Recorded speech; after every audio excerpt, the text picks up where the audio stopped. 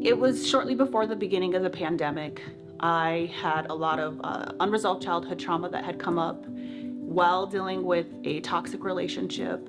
I felt like I didn't maybe have access to the right resources at the time. I felt isolated in my home. I made that call. I spoke to a counselor and she said, you know what?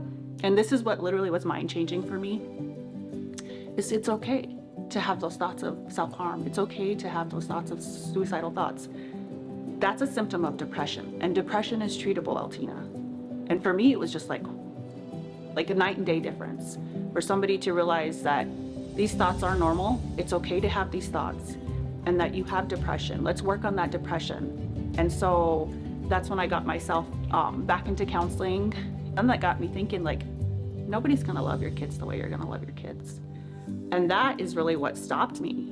I sat there and thought, like, if I leave this world, who's gonna love my children the way that a mother loves their children? And that is literally what stopped me from moving forward with my plan. It's unseen. I think that's the hardest thing for people to understand and comprehend about dealing with mental health and behavioral health issues, is anybody can have one and nobody will ever know unless you tell them or they see those symptoms and signs. We're so ashamed of what people will think of us that we put our own mental health and our own behavioral health on the back burner.